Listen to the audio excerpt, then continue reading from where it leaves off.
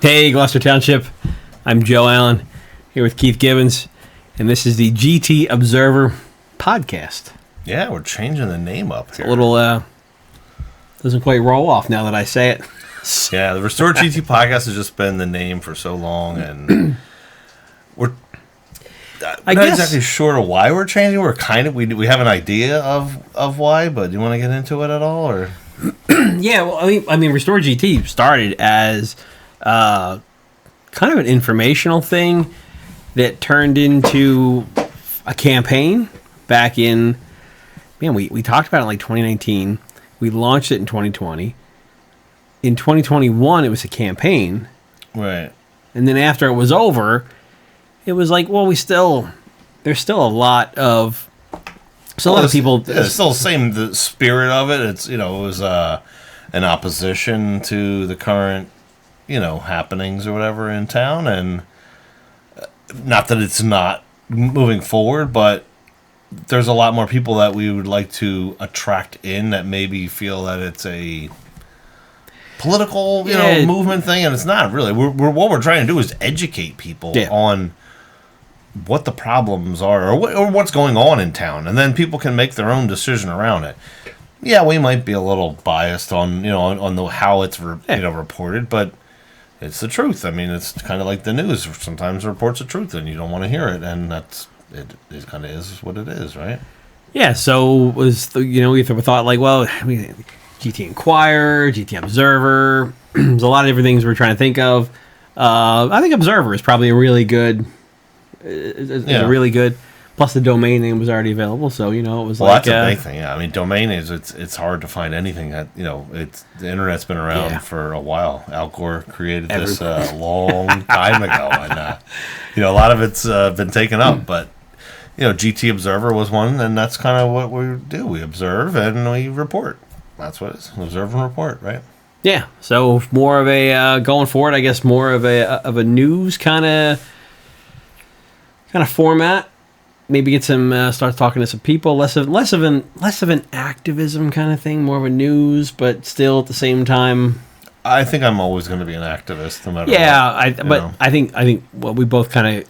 Well, you've actually gotten elected, but I was gonna say, like, I know for myself, like I'm just done. Like I tried it twice, didn't work out. Well, so it was as not an elected official, you can make a lot of change being an activist, right? We've talked to people before. We know other people that are, activists that aren't elected, and you know what, they're comfortable in their skin and saying, I can actually affect change from the sidelines. We'll call it or whatever. Like it's funny. I was watching a replay of a podcast earlier today while I was down here working, and Representative Thomas Massey was on, and he was talking to one of the guys that's on the podcast, and he asked the guy, one of the guys in the podcast, if he ever thought about running. And he's like, man, I don't know. He's like, I wouldn't mind just showing up and just talking to people in the house. And he says, be honest, those of us that are elected, we envy you folks, right? Because what you do on your podcasts, you're able to reach more people than what we can do. And he says, you actually have a lot more power, really, than we do. And that's true. That is, it is. Yeah, for not being, I guess, if you don't get elected, you don't lose all hope, really, because you've got. No, I mean, that's kind of the message. I think people should hear that. Like, even though if you ran 2 times, is that twice, what it was? Yeah. You shouldn't feel bad about not having one and then have that role. Like, everything that I say is my own opinion, and not that of any position I may hold or anything. But it's very true. Like you are somewhat silenced in a way when you do have that, whatever it is, like that position, because you have a job to do. And when you take an oath, I mean, I take it seriously that you took an oath to be, uphold the Constitution, do all kinds of other things that. There's a code of ethics that you have to follow, and whether you like it or not, like there's a reason that you were elected, and you're supposed to do the right thing. Whereas Keith Gibbons, the citizen, can go do whatever the hell he wants to do. Joe Allen, the citizen, can go do whatever he wants to do. And that's, I think, what they were saying in that podcast that you're talking about. And I personally, my own opinion is I feel like I am stifled and silenced in a way because that I won that position, and it's not fun. Not that it's, that part of it is not like, you know what I mean. It's I don't know how to describe it. Saying, even as a candidate. Yeah. As a candidate, you try to be, you try to be the person that you are, so that when people elect you, they get exactly who you are. Right. But there's still a part of you that tries to remain, as pleasing to everyone as possible. And that part kind of sucks, because you're not. Part of it, I always, if ever questioned, I always felt like I was being genuine, but I just felt like I had to be I always had to watch what I said. Yeah, to think a lot more before you spoke, kind of thing. And now I can just let it out now, because I don't plan on doing that again. So right. But either way, that's kind of how we got into the observer, like just taking it a step back from being a. What do I call it? Yeah, I mean, let's get away from the campaign, the thing that it was.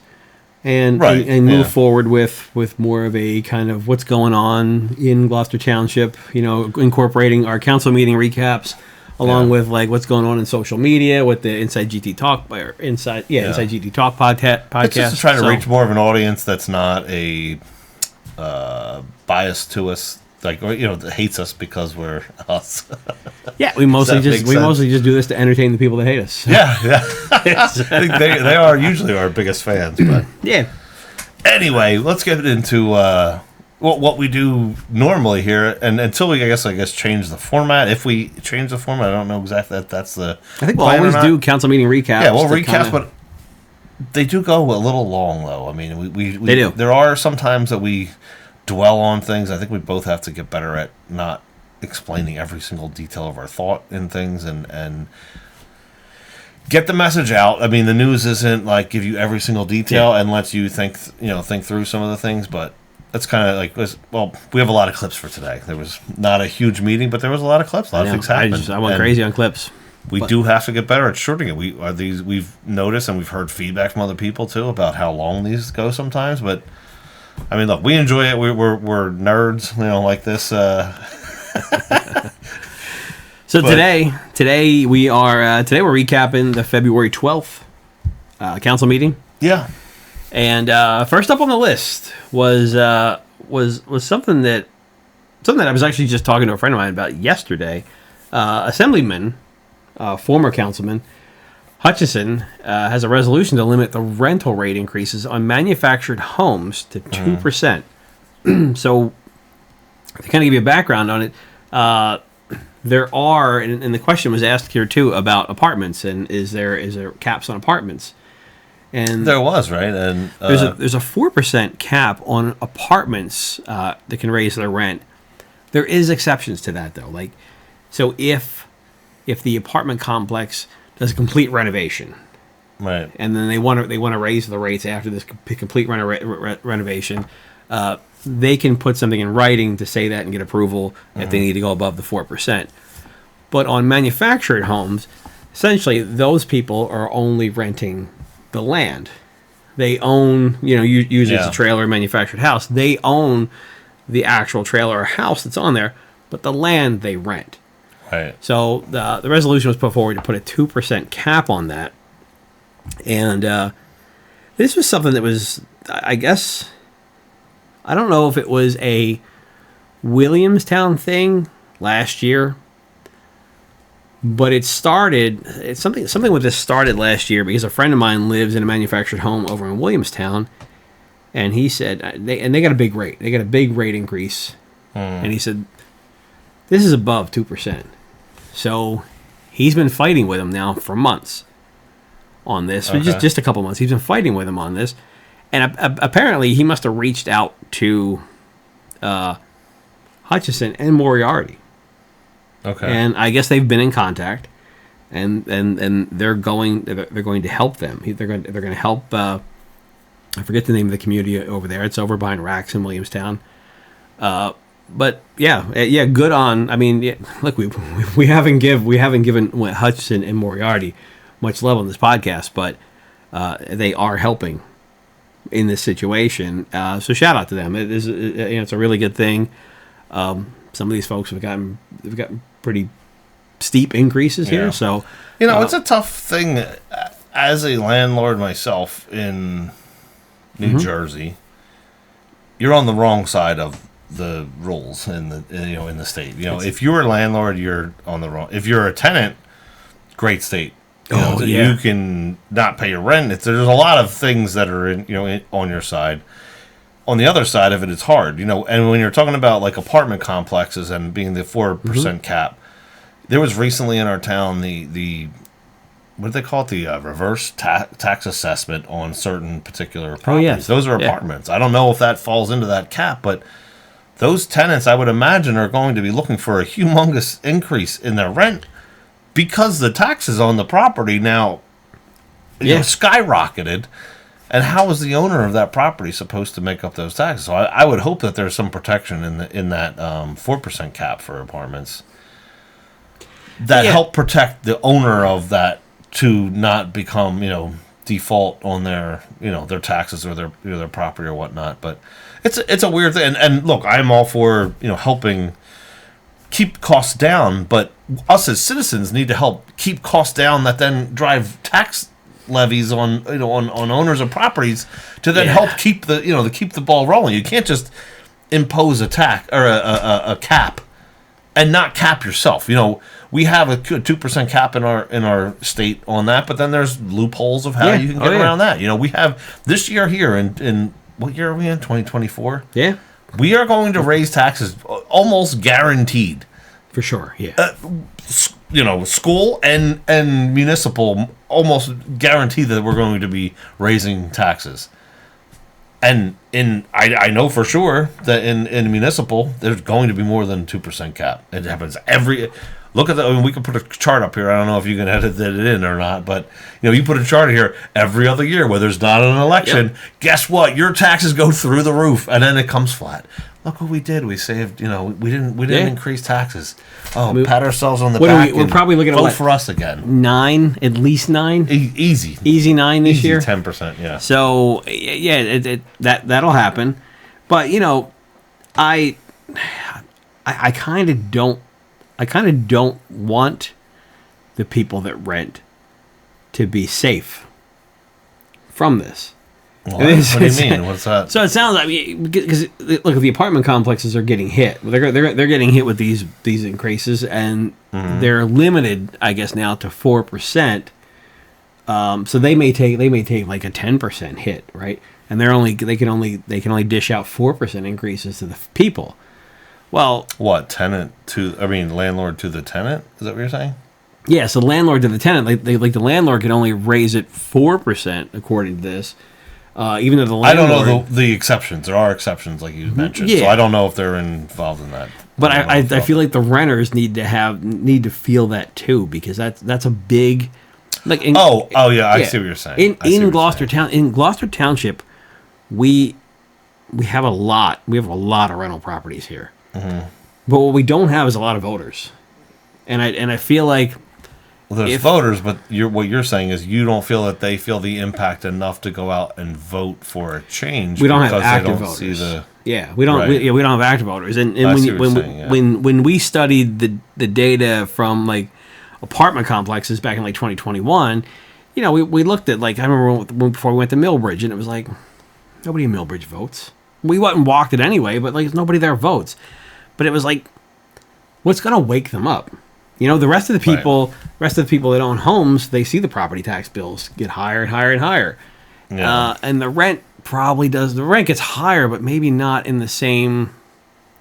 It doesn't happen the same instant that when your property taxes go up, next year. No, I know what you're saying. But I know someone that I talked to a little while ago, fairly recently, but who literally claimed to me that they do not pay property taxes. And you know what? Technically, they're right. They don't have a line item that says property taxes. They have one lump sum that says rent.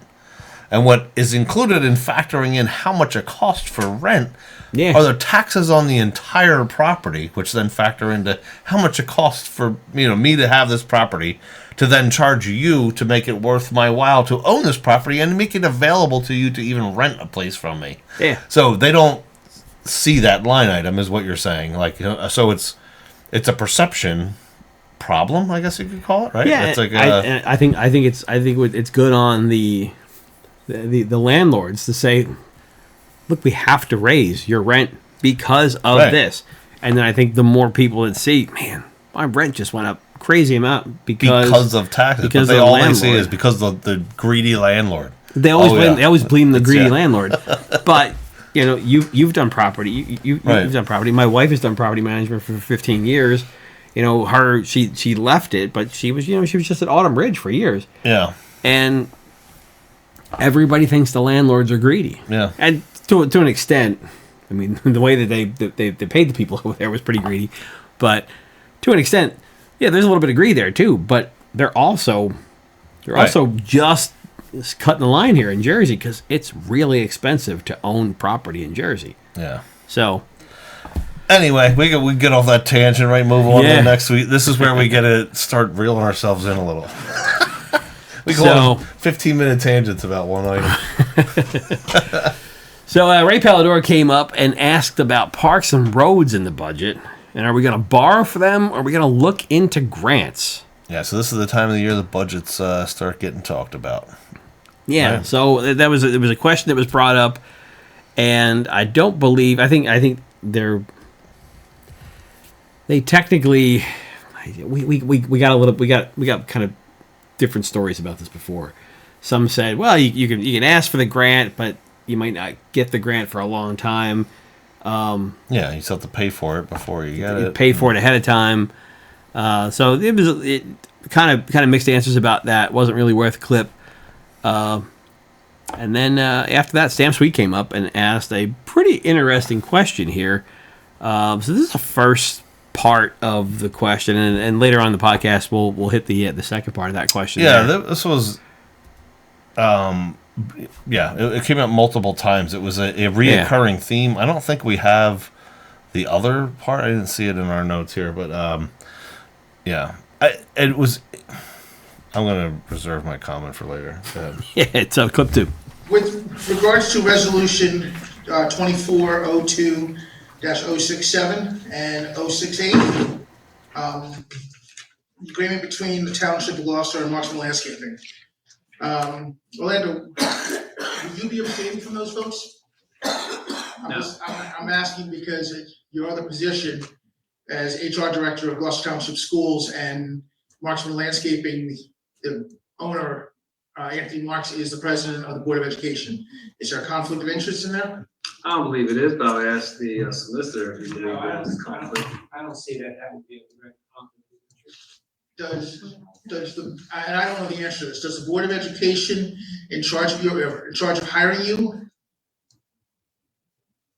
I'm employed with the Gloucester Township Board of Education. Okay, so, but do they employ you, like, do you interview with them for a job, or who, like, because if you're interviewing with them for a job and the president is engaging with the township and you're the township president, I would think that would be a conflict of interest, just on face value.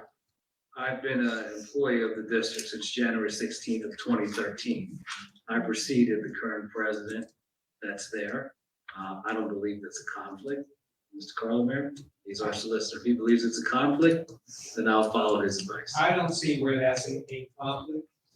This is a resolution authorizing the agreement between the township and Marksman Landscaping LLC. I don't see it as a conflict. If an individual at any time says they're going to stay on that, stay.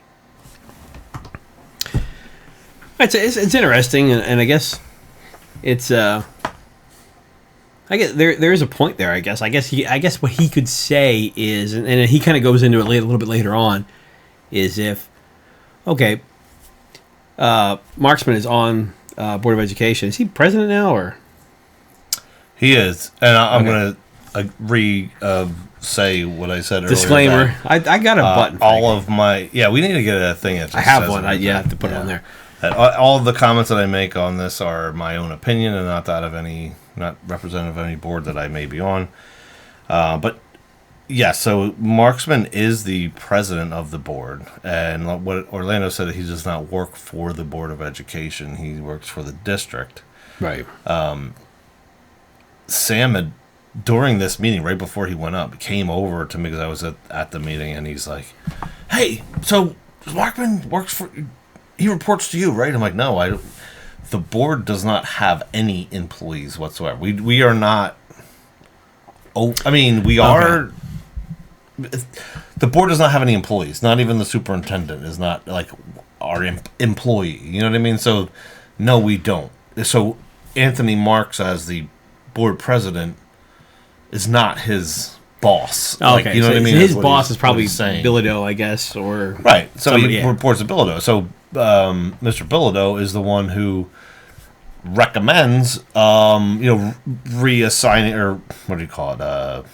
Contract renewing. That's renewing contracts of employees. So Mr. Mercado, as a employee, is recommended to the board to then vote on. I understand what Sam's trying to get at, but in a technicality sort of a way, it doesn't.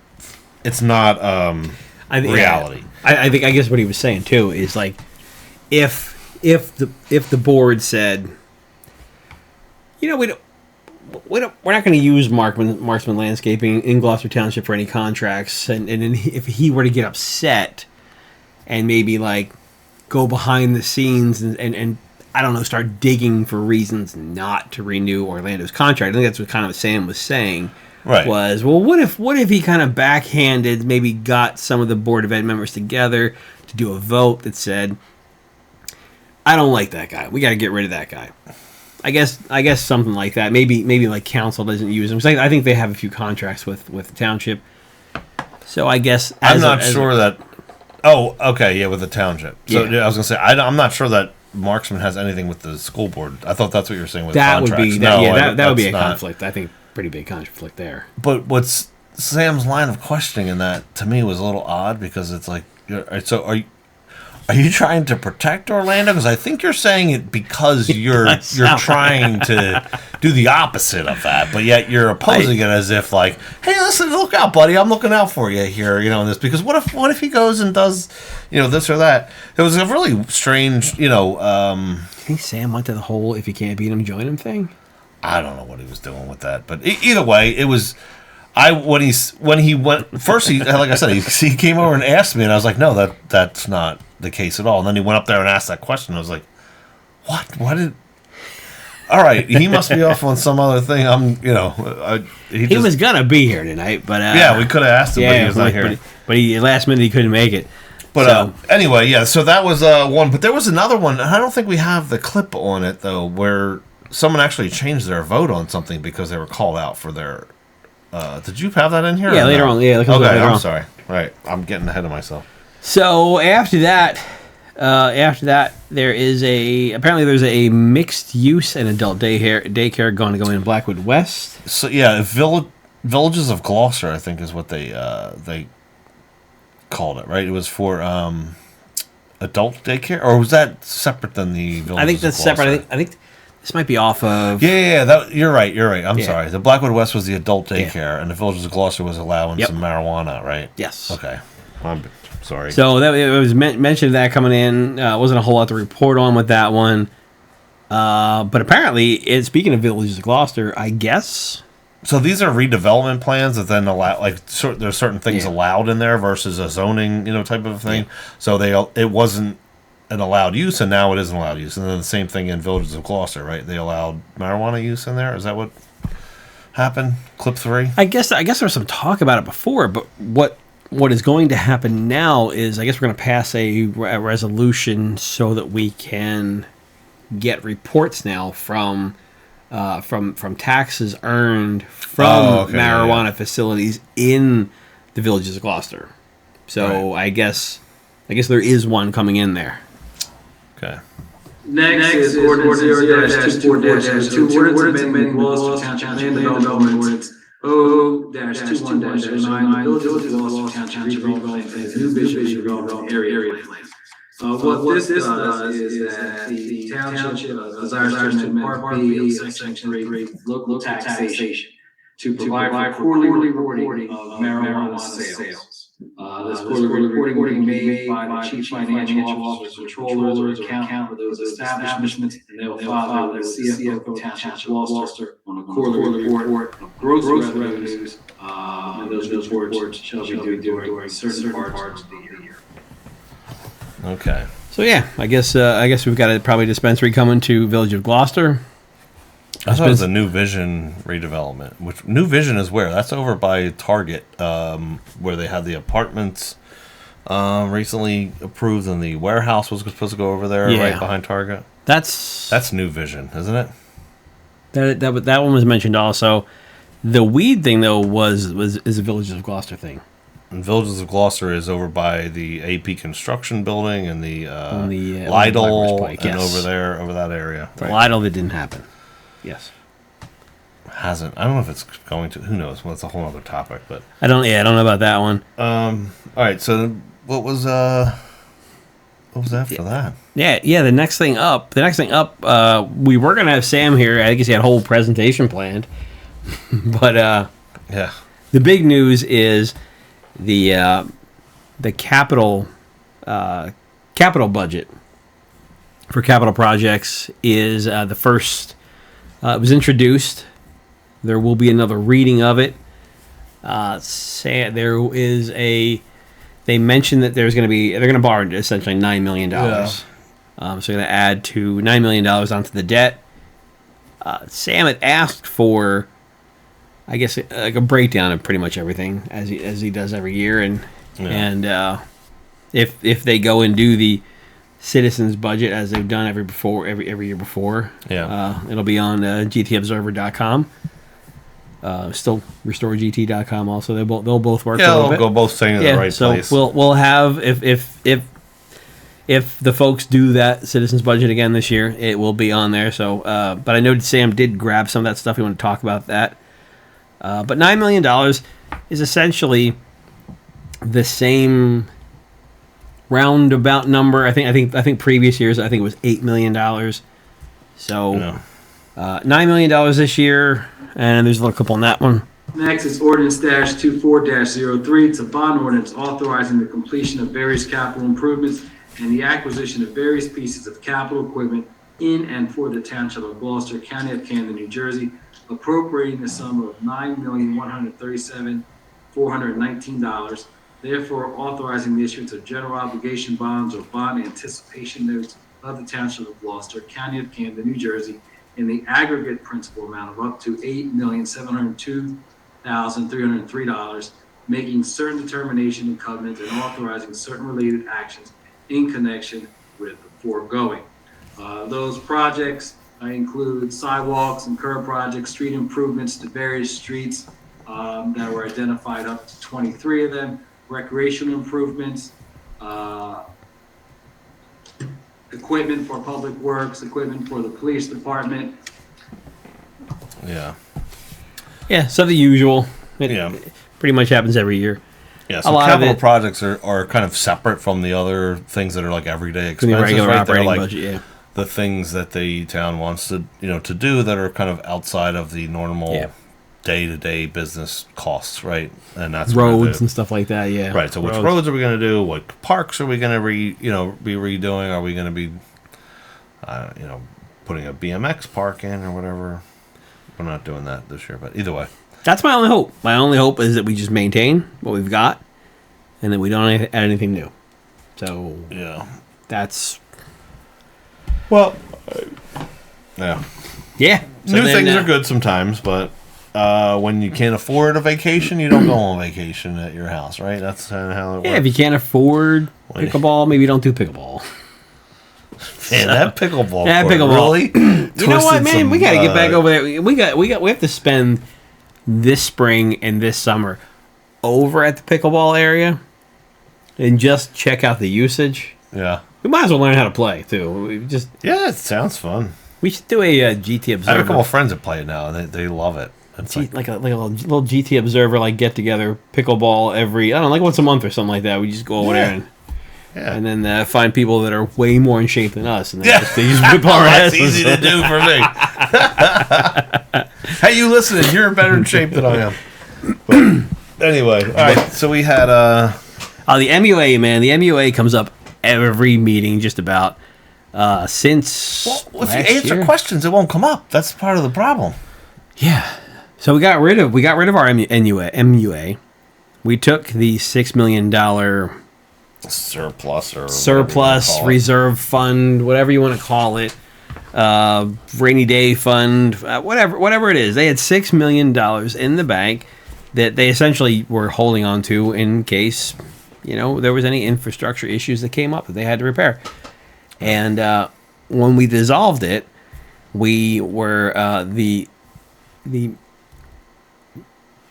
the township was able to take $3 million of that, drop it into their budget last year. Cover some costs they had. They cover some costs.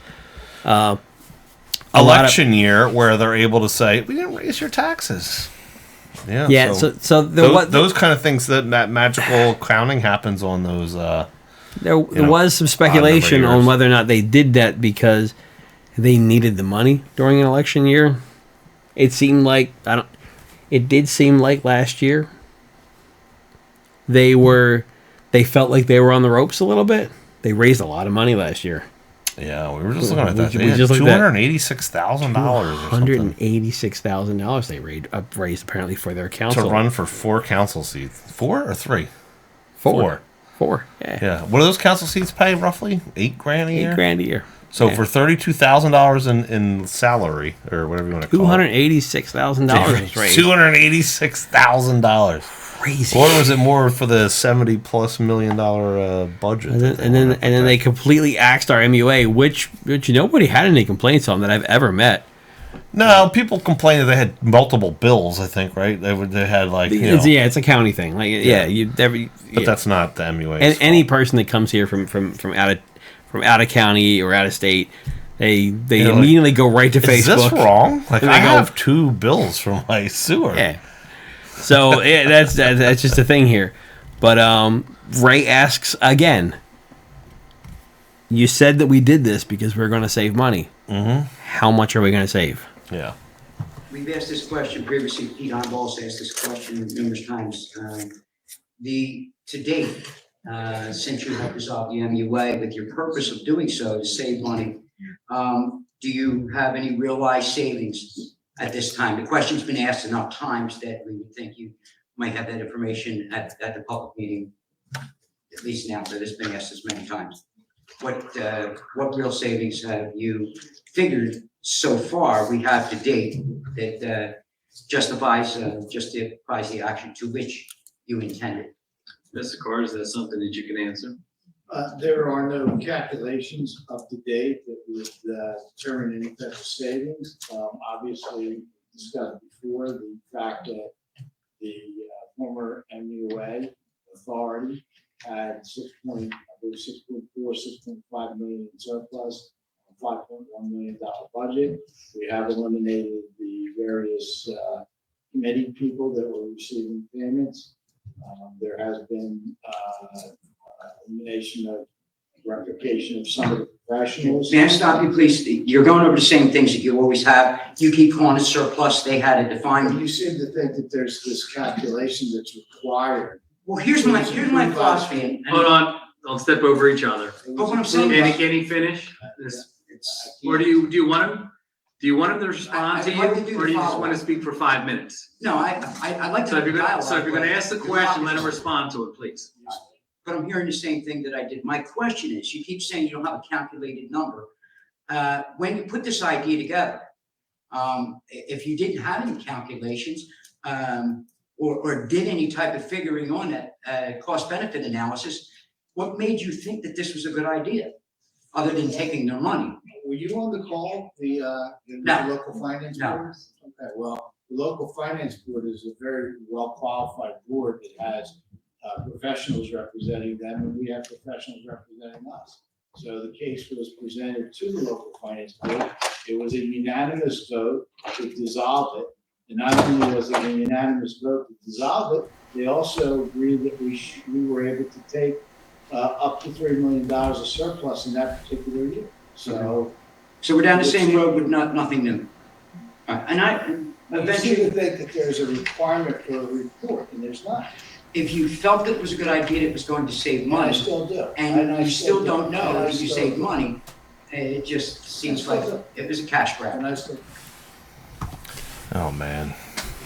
So, no updates on what it's actually going to save us here, but The comments that come out of that man's mouth are so smug sometimes. It's yeah, unreal. I mean, you seem to think that there's some kind of a requirement. I didn't say there was a requirement. I just asked a simple question of like, what thoughts did you make? And then he goes into gaslighting you about like that as if it were the local finance board that pulled it out of the MUA's hands and then put it in front of themselves to then say, "Oh, here, GT, take this $3 million that you have as excess." there's always Ray's a lot of point, right, was you put it in front of the local finance board to then approve. We understand that they approved it, so don't go around there running, having a parade for yourself that that this happened. You put it in front. There was an application that was filled out to get it in front of the local finance board, who is a very qualified board. No one said they weren't. Where did that come from? I mean, who are it pisses me off. Who are these people? The responses is look, they're local, so they're probably also corrupt, right? I don't know who they are, right? But if they're local, they're probably already owned by somebody else. Right. So, I don't know. We keep hearing about the local finance board. We also keep hearing about, well, the state lets us do it like this. Look, as Ray said before, right. The state doesn't set a great example. Yeah, exactly. Right? If you've ever lived anywhere else, if you live in America, you know that New Jersey is not the place to follow suit to. Yes, I mean, it's duh. So, but we can't do it. We can't go above and beyond here and actually do things right. We just gotta toe the line here. Oh my god. So no answer on what it's actually saved us. I guess we axed a few jobs. The other thing that he does always. Were you on that call? Pete Heinball from was on the call. Him being on there pissed that man off so much that he thinks that anyone that ever has any question of what happened in the government was on that call. You were on that call, right? You heard it. No, well, your friends did. Okay, what the hell? Do you think I talk to every single person and know every single thing that somebody else did? If that's what that we're using, then guess what? There's a lot of you guys that also did some corrupt things that we know about. Meetings. Like there's no meetings between Pete and Ray. Pete's running this whole backdoor scheme because he was on the call. Pete might text every now and then and go, "Yeah, I heard this really interesting thing here," and done. That's it. Oh my god! Yeah, the answers that come out it's so smug. It's unreal. And then while Ray was up there, Ray brought up another thing here, and I'll play the clip here before we discuss it at all. Mr. Mercado, you've had discussion on the GTE Gov and the how it's used properly and not abused. Consider this, if you will. In the public portion here, you get 15 minutes in the first agenda. You don't read any questions that are sent in before the first portion, so everything goes to the second. So with a 15-minute limit to the first public portion and 30-minute, if there is a number of people, more than usual, 3 or 4 or 5, it is a crapshoot whether you get called on or you may not get your question in. So it does justify, even if you're at the meeting, that you intend to get that question in. It also allows for, once you've read the question and you've had the time to research, and you give the best answer possible. And I agree that GTE Gov questions come in, you have a more satisfactory answer and well thought out answer. It allows for us in the public to do a follow-up based on your response, and it keeps a good dialogue. Just consider it, if you will. See, we made some comments about GTE Gov last podcast about how they were going to make some changes to it. If you were going to be in the crowd, then they felt like they don't read it or something. They don't need to read it. If you're going to show up, they pretty much said, that's your time. Come up and ask it. Or I guess if they did read it, that would be counted against your time.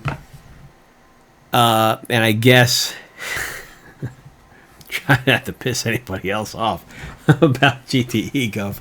But yeah, so but what Ray was saying was pretty much the same thing that I think we said last time. It's really important to be able to put that message in ahead of time so that it gives counsel and the business administrator and anybody else in the town time to do some research. But, there are folks that go to, Denise Coyne asks a lot of great in-depth questions. Right. Sometimes sometimes her questions are she is so involved in what's happening, it confuses me. I kind of have to ask for a summary of what's going on there. So I wouldn't expect them to be able to just answer right off the bat if she asked one of those questions in there. I think they kind of need the time to do it because she does a lot of research, and I think it's fair that they get extra time to do it, and I think it should at least provide a better answer for someone like Denise. It generally doesn't most of the time, but it does give them the opportunity to answer that. But she also goes to the meetings because there's other things that come up too. And I think it's kind of unfair to say that she can't put a question in and then also ask another question when she's there too. I think eGov is a very important thing. So along those lines, I understand. I don't want to say both sides of that, but kind of both sides. So putting that information in, she could, in theory, she could just email, say, Tom Cardis is who she has a question for. Mm-hmm. She could email Tom Cardis, get that answer, ask a follow-up question, and nothing be on public record. Her putting it on public record is what they do not want, I think, is my opinion. I don't know if that's the case or not, but I don't think that they want it on public record, because when you're putting that question in as an eGov to say, hey, answer this for me, you didn't just answer Denise Coyne or whoever else it was that had sent the question in, whether it was Pete, Sam, whoever sent the question in, and then they answered the question on public record. It's not sending it to one person, and that's where transparency comes in. That it's like, oh, this was brought out to everyone. If I just told Denise that, now Denise is the the person online saying such and such, and there's probably no credibility to it. But if it's now that somebody can point to, hey, public record for the meeting on February 12th said X, Y, and Z.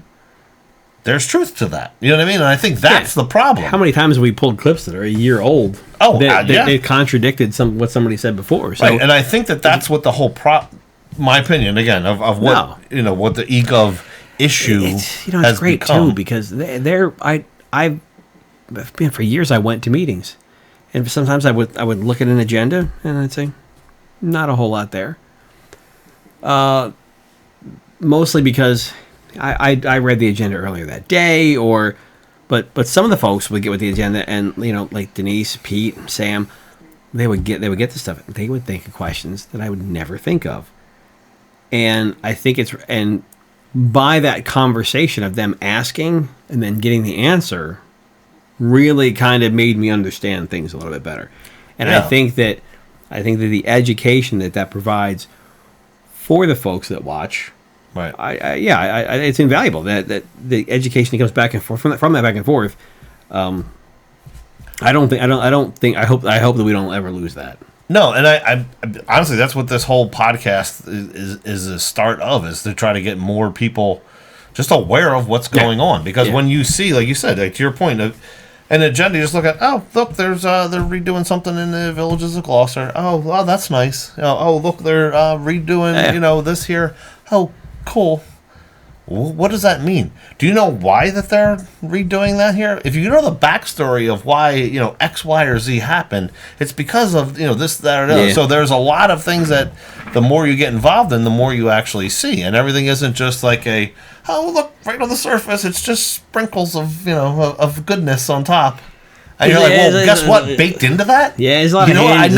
know what the ingredients are of okay. how we got to this nice, great little Yeah, sprinkles. somebody owns that land that somebody else is really good friends with. Yeah. There's always a deal in there. There's never just magic. Yeah.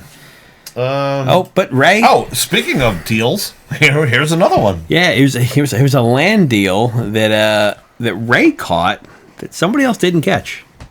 And I'm still gonna go with. Oh, that's- that's the wrong one. I think it's really important. As a, Wrong number. The other thing that I was curious about, and Council President, you can answer this best. On Resolution 2402-063, was voted in a consent agenda. My question just was not accusatory, but I guess inquisitive. If Ms. Walters feels that she should have abstained from that particular one in the consent agenda.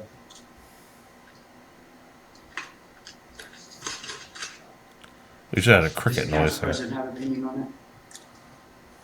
Oh, the relationship, that is her maiden name. I don't know of the relationship of that family. Ms. Walters will divulge that. Is that something that can be defined, and is it possible if she does need to abstain that she would want to do that? And that, I would ask her to ask the solicitor if there's a conflict or if she believes there's a conflict. That is her maiden name. So that would be a family member. I'm not sure. Is that something that you can address on? I can't address her. Is that, I'm asking, would you address that? The vote's already been cast, that's why I'm asking. So, solicitor, can we go back with that? Can we have an extension for the record? Yes. This is 063, which is authorizing the signing of the agreement. So do you want to change your to an extension? And I mean nothing personal about that, just to keep everything in line. Thank you again. Have a great night, everyone. Thank you. Man. So yeah, it's funny because when Miss Walters was introduced to council, the first thing that people said was, "Oh, well, she's one of the Fascinis who do business with the township." And I said, "Oh, okay, that makes sense. There's always always a connection. There's always a connection. Right. A lot of people in the public knew the relation, and it's funny because nobody here seems to know the relation. And then later on, how does the public know that? And then the people that are on council don't know that. The people that the people that supposedly know her the best. Wait. And then remember the quote that said when you walk together, you're together forever, kind of that deal. Oh yeah, that's But they don't know anything about the family members of these folks. But yet this. But if you go back, I don't know, maybe it was 3 months ago or something like that. That same piece of property they were trying to purchase, and then there was a problem with the deed and ownership of whatever it was. So this has been months. It's not like this has been. And then I have no idea. No idea. The selective memory of people or what they actually know. It's great. And then to not abstain too. Like, what are you not paying attention? I didn't see my maiden name in there and go, I probably should stay away from that one. Come on, man. Like, if you weren't at a particular meeting and you're voting on minutes, you're like, yeah, I'm going to abstain or, for whatever from that. Yeah. 'Cause I don't know what happened there. I wasn't here personally, so I'm not going to, Right. It's a family member. Maybe I'll abstain. And that was the point that I guess Sam was originally making with the accusation, I guess I'll call it, of where Marksman versus because Orlando's friends with him. Now it's like, oh, well, now there's a whole land deal here with another council member and a family member. I don't know what the relationship. I don't know if it was their father or brother or whoever it was, but it was called out, and magically she had abstained from it. So then not that it changes anything, but it's the whole point. It still passed. It still went through. But it was just the point of the point that caught me was these folks are so conditioned to just go and sit up there. No one's going to hold us accountable. Yes to everything that they probably didn't read any of it. I mean, look, Orlando, fantastic job knowing everything on there and every detail on there too. The guy's Except fantastic that. at it. Except that. Yeah, I know that he saw that. I mean, he knows what's going on. I know that he saw that, but I don't think that he thought that anybody else was going to care. Plus, he knows that everybody's sitting to the left and right of him. The votes are there. They're up there just to stamp yes, and the folks sitting up there, they don't ever have to participate. So why they don't have to read the agenda? They just have to go up and show you heard Ray say there. He goes, "I'm not allowed to talk to her. I have to talk to you." So right? yeah, because forbid you ask somebody a question and they show you their true colors. You go, you'll get barked at. Yeah, you talk to me.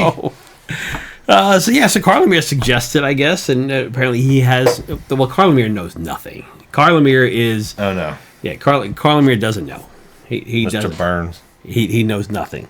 Next up is a person we don't really play clips about because she is at every meeting and talks every bit of free moment that she gets. But she has bail out while this is going on. She has this is a little bit long, but throughout I feel like it's 2021, 2022, 2023, and now into 2024, she has been suggesting the same thing over and over again. So we figured let's play it out here because hopefully it stops. I'm not saying anything. Yes. And I'm still going to go with the past couple years of, I think it's really important. As a 46, I'll be 47 years old this year, living in Gloucester Township. I really haven't made much headway with communication. I spilled out as much as I could into the community. I'm not really understanding anything more. And while I do have a moronic and dim type of education base as far as what I could absorb as a child, it wasn't all my doing, really. It's environmental mostly, physical things added, not so much prosthetic, but little lead poisoning here or there didn't assist other than to keep the parasitics at bay. It really would have connected more people to the township, to the police department, to the local fire department. If you place the address to the local police and the local fire on a street post, it's what everybody has access to. It is one of the only main things in a residential area. I had a septic tank, a well, and a lake. We had everything was plugged in. We had a fire, our street was not paved. We had a street sign. It is one connection that I can tell you everybody will have access to. Start applying it now to where the address identified with a picture for the police, for people that cannot read. Wheelchair height will accommodate children and people with disabilities. We put it in raised or recessed writing. Not only will it keep up with the quality of what is producing the street sign, they won't be able to manufacture a less quality type of material because you'll be able to feel it. You could put a postcard or an Ms. envelope. Smithman, I'm sorry to interrupt you, but your time is up. We have more time, you can come back up. So Ms. Smithman's starting off 2024 with the same stories from 2021, 2022, 2023. She still wants. I was clipping this, and well, actually, I was in there and I'm doing clips and I'm watching it, and my wife comes in and starts talking to me, and I was like, and I'm like, hang on, and she goes, well, you don't use any of her stuff anyway, and I said, I feel like I need to. I feel like I need to. I feel like I finally need to get it out there. And so she starts listening and she goes, what does she want pictures of? Because she says that she wants the address to the local police and fire, but then she wants pictures so that the people that can't read can identify police and fire. And then it starts going. Like, I'm like, so if I go up to a street sign and I'm like, I really need to find the police and fire departments, and there's just a picture of the police and the fire department. And who the hell's that going to help me? I don't know. There's a picture of a police car on this street sign. I need them, but I don't know how to get to them.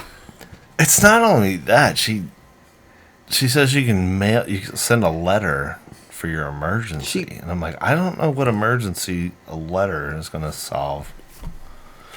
I don't know. I don't even want to talk about it. But I do, he said. It's like, we need to get to the bottom of this. We've generally skipped past it for the last 2 years, yeah. probably, and we're like, we just not good. But it's the same. We need to hammer this out. It's the same topic every time, and I started thinking, like, I'm gonna make a running list, and then every time she asks, I'm gonna check the list that I already made, and see if anything new ever gets added. No, to there's it. not. It's never added. It's just. But Well, no, there are certain things. There's crayons that she wants, or a leaf that you could use to like rub on top of it that would write the address for you. And then she dismissed a few things. She did dismiss. There was like an eagle preserve, I think, that she wanted for that, and then there was also like the whole stillborn park that she wanted to do. Like that's all been. Oh, that's separate. That's not the same thing. She's given up on that, but she's on this thing, and it's not going to go away. So the street signs, yeah. I will keep a running tally of. Are you gonna do that every time? I've got to. I mean, I've got to listen to the whole thing anyway several times. So I'm gonna just keep checking the list and make sure the list. If the list changes, we'll update you. If the list doesn't change, we probably won't update you. But that's the better part of watching our podcast rather than the council meeting. You have to sit through that my part. head's gonna explode. Let's go to Sam. So Sam asks about capital projects. This is it's budget time for Sam. So it's Sam's Super Bowl. Yeah. So Orlando called him out on, I guess it was like maybe 2 meetings ago or whatever. He goes, well, I don't know where have you been for the last, year or so, but he's like, well, some things have been more important than this. He took a break. This is the time of year where Sam comes out for sure. It's budget time, and Sam is a numbers guy. Yeah, so any projects in the last year that were not completed, he asks, does the money borrowed for those projects go into this year's income? So if we were going to do a playground last year, or maybe something that's didn't have a grant for it, we were going to do something last year, and we decided we can't do it, but we already borrowed the money for it. Does that money become income for this year? Become the income for this year. So that's kind of what he asks here. Good evening, Council. Sam Street from Ariel again. How much of last year's capital project budget is being rolled forward or on this, the amount that we're gonna borrow? Do we know that? Not sure what you're asking. How many, Unused capital budget? on the new capital projects budget? In the past, sometimes you take some of the funds that were not used and roll them forward. As you say, cancel debt. I'm not getting into that yet. How much of that is happening this time? I don't believe any there's nothing permanently financed from last year and year before that. So It's all in the form of notes. So all the projects that were on the capital budget last year have been done or not? I can't tell you that. No, I would assume that there are projects that have not been complete, but I do not have an analysis. So are we canceling any of those projects and then taking those funds and rolling them forward to offset this year? You would not cancel notes. You would only cancel permanently finance capital. Doesn't know that if you cancel it means you're not going to permanently borrow it. At some point in time. So just so we're clear, and my numbers might be off, but you borrowed $8.1 million last year for all these projects. Let's say $1 million of those projects, or $1 million of those projects were not worked on, and you decide, hey, we're not going to do this project because it doesn't warrant it. You decide not to cancel that project, but you've already borrowed for that money. Can you roll that money into this year, and instead of borrowing 9.1, we're only going to borrow 8 million because you borrowed the 1.1 from last year and you're canceling your project? Does that ever happen? Not to my knowledge. talking about notes. I did point out before that the playgrounds that we're looking at completing, which is Taylor Avenue and Catalina Hills, we did not include that in this particular list because we had money from last year because we were able to secure grants.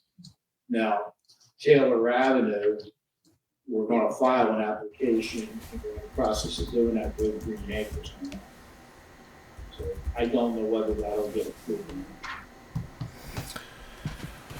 So yeah, it's a lot of technical talk of borrowing and not borrowing and Canceling debt, not canceling debt, canceling projects. yeah. Not a whole lot of information there.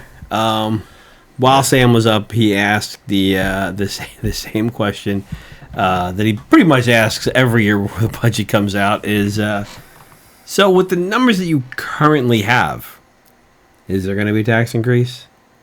And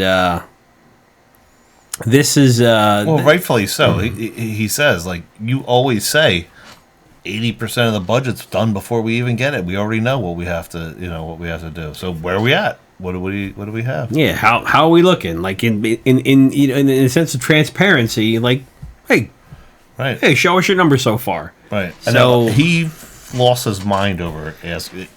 Yeah.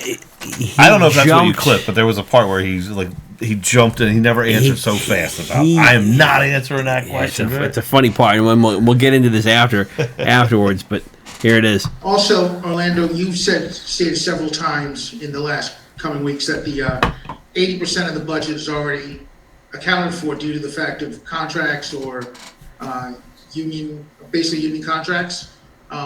With that being said, do we have any idea, since 80% of it's already accounted for, what we're looking at as a potential increase? I don't believe at this time, as far as, or not at this time. Even with 80% of the budget already accounted for? Yeah, I'll defer to. Auditors are coming tomorrow. We're waiting on a final. It's always tomorrow. Surplus number, fund balance number. Before we, Okay, so we don't have a final surplus number yet. I have a preliminary number, but the auditors are coming tomorrow to finalize everything, to review everything. Do you have what that preliminary number is? I would not release that. The reason being is till the AFS statement is complete, we're not going to release that. That is a statutory document that has to be completed through the state of New Jersey local government. That is not going to be released until it's complete. That is not going to be released. Well, what I caught out of this one was there's a back and forth between Sam and the CFO, Christy Arrett. Uh-huh.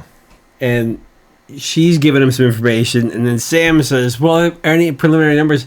And before she could open her mouth, he's up there going, no, we're not going to give that information. Yeah. And which gave me a flashback to the time that he couldn't attend the meeting, and there was a lot of back and forth between Christy and Sam, where we talked about grant money. And she gave Sam she gave Sam and the rest of us some information that we had never previously gotten from Cardis. Yeah. And afterwards, Sam was like, I've never even heard that before. Like, they've never said this before. And I was like, she's in trouble. Oh, yeah. And man, he stepped up this time and just squashed it. And I was like, that's his fastest response ever to anything. So you do not give the public any information. You are not do transparency here. Yeah, I don't know who you think you are. That's funny. What's my job title? I just hang around. Yeah. So, what are you doing? Nothing. Me? Just hanging around. That's what he does. He hangs around, makes sure nobody knows anything. Yep. All right, so Carlemere is asked, what's your role here? What's your role? When do you give opinions? And he's asked about what Ray Palladoro asked before. Right, about the relationship and the maybe you shouldn't have voted on that. Like, I guess the question was kind of posed because, like, well, wait a minute, if that just happened, then what are you here for? aren't you supposed to catch these things? Yeah, Basically, and- states like, hey, I don't give my opinion unless someone asks it. Yeah. So I thought that was bizarre, but all right. it is. Yeah. So It's like clip this 11? clip here, I got to fast forward through it. I think because I think I edited Well, I it. understand that I'm not gonna hold you to that number. Yeah, somewhere around here. Good evening, Dina Hendry, Summerdale. Good evening. Quick question, and you probably had told me this before, and I may have asked or I may have not, but what is the exact role of Mr. Colormere? He's the township solicitor. Which his duties are what when he's here for council meetings? Interpret the law. Yeah, answer questions, What did you say? interpret the law as it comes forward, or answer a question that councilman would have. One of my responsibilities as under my appointments. Could you speak into the microphone? I can't hear you. Part of my responsibilities are to attend the council meetings. Okay. So basically you would help navigate the council and advise them if they should probably vote a certain way, yes or no?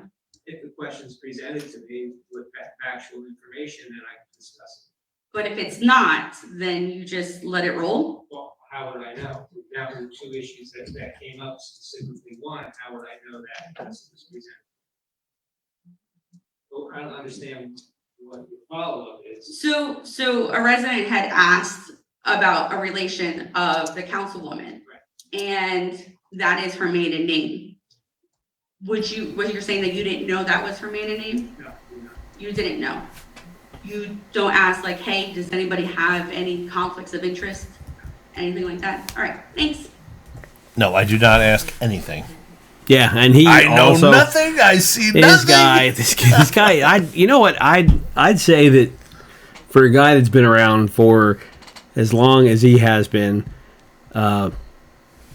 he's been in the township here for 150 years, and I've been here for 7 years, and you knew that. I know every one of these people, and he has in the past not known things that his mailers, His own wife that his wife has sent out. Right. So, and I've known this.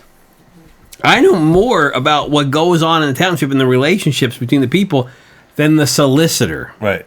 It's amazing how much they don't know when they don't want to know. Yeah. There's 100% chance that It's unreal. I mean, that he how knows. stupid are That he we knows. supposed Look, to be? yeah, we're not stupid. You know. Oh You my know. God. Just say you know. Ridiculous. It's so ridiculous. It's unreal. The guy, like, you can't be. But it's how do you prove tell that you know that he knows that? You can't prove that. So of course I'm just going to gaslight you. I had no idea. No idea. Are you kidding me? Seriously, this was the deal didn't go through because of title issues. You own the title company that the township uses that looked into all this stuff. The woman is on count. Like, come on, you have to be a complete moron to Imagine just sitting not know that. Imagine sitting up there every council meeting And just for lying. years, and then when they go to you, go, oh, I'm dumb. Yeah, I don't know. I'm just dumb. Yeah, I mean, it's sheer incompetence or sheer lying. There's no other. There's nothing else about it. Like, what else could it be? I don't know. The guy I see seems like It's unbelievable. Seems like he might know the law, but apparently he knows every loophole there is. I'm sure. You know? Every loophole. He's super book smart, but I guess he's one of those no common sense book smart guys. No, it's right? intentional not knowing. I'm sure it is. All right. Last one, man. Last one. Sam asks a little bit more on the Marksman conflict of interest. Okay. I'm very disappointed. I'm getting word salad. It's definitely not. I don't even have dressing. Getting back to, What happened? I don't mean to bring it up, well, actually I do. Word salad is coming anyway. The conflict of interest here, I don't understand why there's, Orlando, you're employed by the Board of Education. Okay, I understand you've been employed by the Board of Education for quite some time and predicated by the president. But the president runs a business in town. So if you, for whatever reason, piss him off and somehow, he can actually bring up, I guess, a case against you to have you fired as president of the board. It would go to the board, it would go to the superintendent, but he could do that. So I don't understand how that isn't an undue, he has an undue influence on you, and that's not a conflict of interest. And I'd like if Mr. Carlin could explain that, because he has influence over you. But I would, yeah, I think that all Board of Education members would follow a rule of ethics. Can I speak? And if I can just respond to that, it's just a rule of ethics, and I think that they're able to separate their personal and professional opinions. So if I'm doing a quality job, and I have certain protections as well. The Board of Education members, they're supposed to support their employees. I respond to the superintendent each year. I'm not a tenured employee in my position, so each year the superintendent of schools recommends me for reappointment, and the Board of Education then votes on that. But there are protections that are in place. But if let's say a board member went rogue, okay, and had some personal issues with me, then that's some ethical concerns on that Board of Education member's part. Well, if we want to go down the ethical road of the Board of Education, the people that are running, they take an oath that, they're not supported by any political party.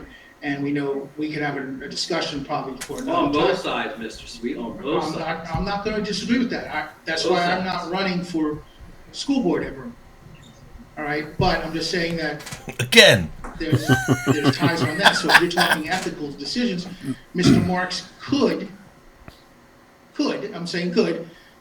bring charges or recommend to the superintendent that he does not want to hire you because you voted no on this plan or whatever.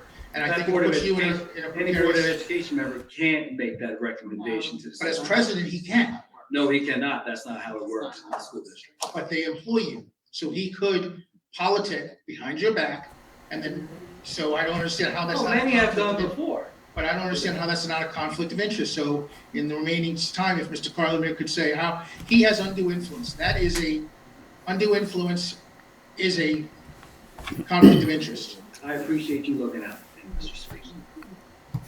He's looking out for him. Yeah, so a couple things pull out of there. One of the things when Sam said that he could politic behind his back, and then he said that it's done before. I don't recall any of that happening in the past. I don't know. Maybe it goes back years before we got involved in anything. But the other thing that came out of there too, which I thought I don't have any record of, is Sam brought up the fact that the folks that were that some of the folks there are politically backed. They're on the same mailers, same billboards, everything. The money is basically comes from the same locations. They are Democratic committee people, supported by the Democratic committee, and they're put up for school board. And some of those people win. Orlando says on both sides, and drills it in there on both sides. And I don't recall a Republican push for school board people. No, since never. I've been here since 2016, and Orlando's been here longer than I have. So maybe that has happened before. That has not happened since 2016. Wait, that I know of, I don't know. Yeah, in fact, it's been. So when I got involved, now in 21 I ran independent, but in 2022, I got involved in the Republican committee because I figured the only way to fix some of this stuff is from the inside. So I can tell you that there is no involvement from the Republican committee in. They're not even involved in regular candidates for council. We've a whole other story. got a lot of criticisms there too, but it's it's been suggested by some folks, like, hey, get involved. Look, if they're going to essentially do it in the scummy way that they do it every time. Sam was referring to in that, like in the when you're referring to scummy way, was the Democrat committee put out a flyer with paid for by them like this year about school board members, or not members, school board candidates. That's what Sam was referring to. Every election. Orlando took it and made it. Oh, no, on both sides. Wait, are you saying that someone was a Republican by voter registration before that ran? Is that what the difference I mean, is? I don't know what you're... Because I think Sam's referring to the Democrat Party paying for their campaigns. Yeah. And you're referring to somebody was a Republican, registered as a Republican. They're registered as the opposition. That's the only thing that he must be, because no Republican committee or PAC or anything here has given money. Right. I would love to see that the proof of that, like bring the receipts. You know, we bring receipts. That's what we do here. We bring receipts. I have the receipt. I could go bring it here and show you. Here's the receipt that says school board members vote for them, paid for by the Democrat committee. Literally says it right on there. Absolutely. I used to have a stack of them. I think finally threw them away. I'll bring the receipt. You bring yours and I'll bring mine. Let's bring them. But it's been like I know people that have run in the past. You know, the Republicans had said, "Did you guys need anything?" And they were like, "No, we're doing this independently." And the Republicans are like, "Okay, so do it. Do it." Never have they been involved in at least since I've been involved here. Republicans have never been involved in any of that, mostly because now the Republicans have talked to people who said, "Yeah, I wouldn't mind running," and they'd say, "Okay, look, this is where you have to go. You need these papers, get this stuff signed," and then but. That was the involvement. It was an education to, hey, go here, get this information. Yeah. This is what you have to turn in. But man, there's never been any funding from any Republican organizations like that. So that's a completely false statement what he made. It's not it's to be expected, I guess you could say. Yeah, I mean, look, we are gaslit constantly, and that was another gaslighting of on both sides. Oh yeah, really? Okay. No, yeah, definitely not since 2016. No, not since 2016. Bring the receipts. I tell you. So that's it for that council meeting, folks. We went probably pretty long on this one here, so yeah, we're still trying to get better. We're gonna cut down. We promise. We're gonna do better, please. with the new GT Observer. We're observing a lot of stuff here. We've observed a lot. We're going to observe the time clock a little bit better. We can see so much when there's so much light from the gas coming out. There's gas, everything gaslit. Yeah. We get So and again, some of the stuff still says Restore GT at the end of this clip. At the end of this thing, there'll still be the Restore GT. So going around. So yeah. we'll rebrand that stuff. Anyway, see you guys soon. Subscribe to us. Hit us at gtobserver.com or restoregt.com. They both got the same website. Yeah. Social medias, all that stuff. We're still there. The names have changed. The content's all still there from years going back. Subscribe to us and like and share this stuff too, so that we can expand here. And we will see you guys on the Inside GT Talk podcast in a couple days. Yep. We'll see you guys soon. Thanks.